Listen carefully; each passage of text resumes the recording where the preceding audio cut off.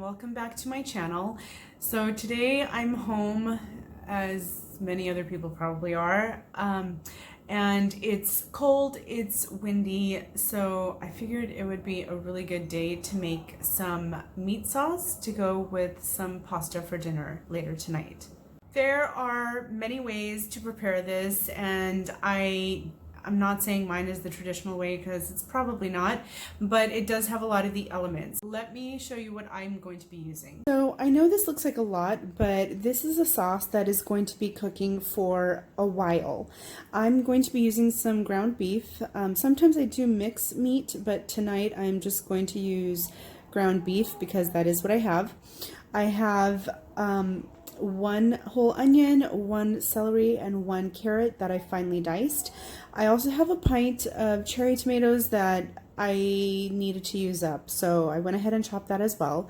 I have a small can of tomato sauce, and then to season this, I'm going to be using some bay leaf, oregano, thyme, nutmeg, and then I've got some garlic, some red wine, some beef broth, and some milk. Of course, olive oil, salt, and pepper. So I'm going to start by browning the meat because I want whatever fat is in the meat to render, because I do want to saute my vegetables. And this isn't going to cook all the way through because it's going to go back into the pot, obviously. But I'll just break this up a little bit and kind of let it do its thing and render it a little bit. I am going to add a pinch of salt to this, and you're going to continue to cook this until the liquid, so whatever water comes out, evaporates. Once the liquid has evaporated, then the meat can start to brown. So this is going to take a little bit of time. I did add some black pepper also,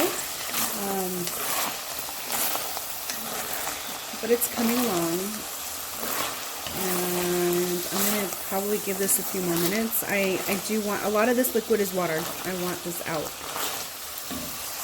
My pot is over a medium heat, and I'm not covering this because covering it will just steam it. I want this to work off.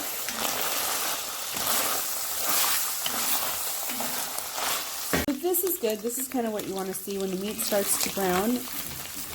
I'm actually going to take this out with a slotted spoon. If you feel that there is still too much liquid in the pan, too much fat from the meat, you can remove some of it, either pour it out, or I'm not going to do that because that would make a mess. You can just take a paper towel and kind of stick it in there to absorb. When I took the meat out, I shut my heat off temporarily, and I have a cast iron pot, so it's going to stay hot for quite some time. So this is basically what I would do. But do be careful because, it's hot. You don't want to burn yourself. And then I'm going to turn my heat back to a medium heat, and I'm going to just drizzle a little bit of olive oil in here because I do like the flavor.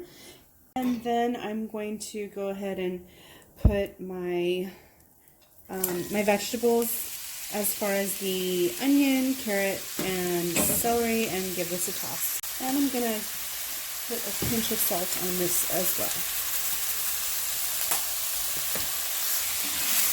And when you're doing this, I would try and scrape up a little bit of the bottom, just a little bit, but when you start adding liquid, it will lift up. So for now, just saute it until the vegetables start becoming soft, and that'll probably be several minutes. I'm also going to throw in my garlic. I've just left them whole and I've crushed them, so that won't burn as easily as if it was chopped garlic.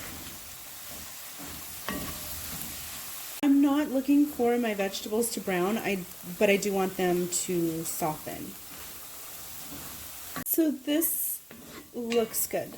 Whatever little dark flecks you see, that's the was the beef that was stuck on the bottom. I am going to add some wine now. I'm going to say about a half a cup.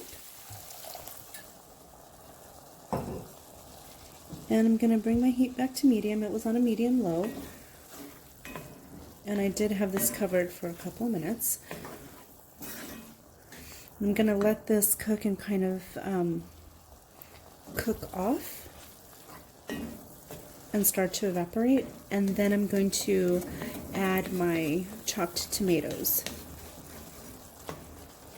The other things I'll add right now too will be my bay leaf. I have one large bay leaf, a few sprigs of thyme, and I'm going to do a pinch of oregano. These are all dried. I just happen to just have dried the thyme on the branch, so I'm just going to put in the branch as is. And I'll just kind of let that infuse this mixture for maybe another minute or so. So now that you can see that the wine is barely there anymore, that's when I'm going to add the chopped tomatoes. Now, if you don't have cherry tomatoes, you can use Roma tomato, maybe about a cup and a half or so. And I'm going to add another pinch of salt to season the tomato.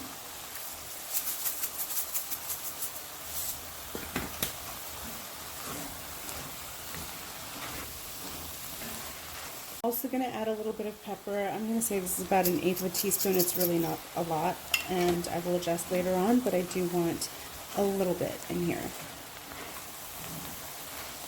Okay, so then I'm going to add my plain tomato sauce, and then what I'm going to do, I'm just going to add some water to rinse out the pan and pour that in.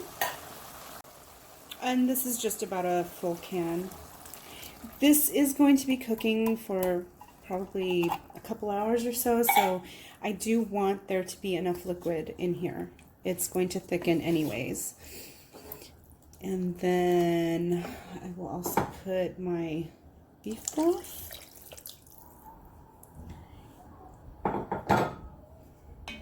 And see, like right now it's pretty loose. I'll still have the milk to put in.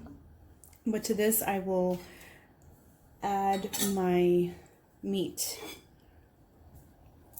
back in and just fold that all together.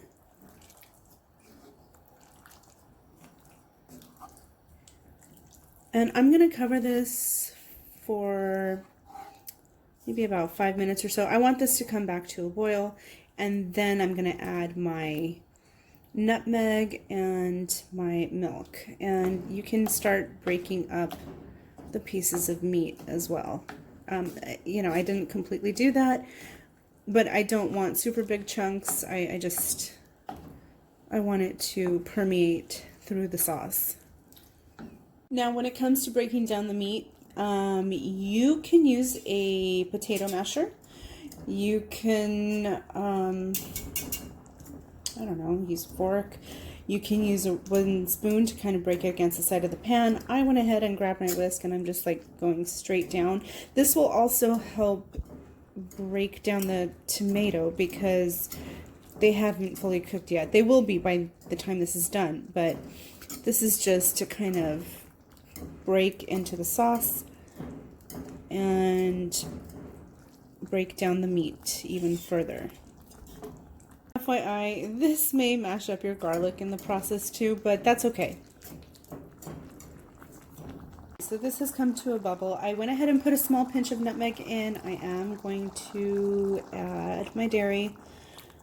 I, again, don't cook with alternative milk, so I use actual milk. And then you're going to stir this around. This is meant to be thick. And this is going to be covered, so I'm actually going to leave it like this. I'm going to cover it, and I'm going to cook it on low, as long as it's always simmering, you know, that's what I want, for like a good hour, and I'll check on it periodically. A lot of the work is in the beginning with all the chopping and the preparing. Now that it's in the pot and on the stove, you can just relax or do other things around the house, clean up a little bit. That's what I'm gonna do, and then I'll just check on it once in a while. And you do want to stir. You don't want the bottom to scorch, so yeah, every several minutes I would just kind of peek at it and stir it, and do that, you know, for the next hour. Okay, so wow, this has been simmering for a little bit over an hour, and it's, you know, smelling really good, looking really good. I do want to continue to simmer for probably another hour, honestly, and you know, it'll just continue to kind of concentrate in flavor. And you know, if you want to taste it for seasoning, go ahead and do that. Make any adjustments you need to right now. If you want to add pepper, if you need to add any more salt, but I did taste it, and this is good. This is fine, so I'm just gonna let it continue to cook. Okay, so this is about after 2.5 hours, and I think it's ready. I mean, you can keep it going until like 3 hours, but I do want to start some water to boil my pasta. And I've also pulled out the sprigs of thyme. The leaves had fallen off, so I just pulled out the stem. The bay leaf, I'm going to let it hang out a little bit more. And then I'm going to chop up some parsley. And I'm going to get my Parmesan cheese out from the fridge as well. So I've gone ahead and dropped my pasta in, and I'm using rotini, but you can use rigatoni, you can use penne, you can use honestly anything that you like. Anything, actually. The reason that I'm choosing rotini is that the sauce will go inside the little curls. And then what I'm doing, just a couple of minutes before the pasta is done, I'm going to transfer it to my sauce. Whatever water is clinging to it will help loosen the meat sauce. And then I'm going to stir this well to combine. If I need to add a little bit more water, because I'm fishing out my pasta, it'll be easy to do. I can just get a little mug full and add it. So just stir to combine. I've already chopped up some parsley on the side. I will be adding that. But this looks amazing. I have also already scooped out some sauce before adding the pasta, and that's going to be going in the freezer. My parsley, and one last stir. So this is going to be dinner tonight and leftovers for tomorrow.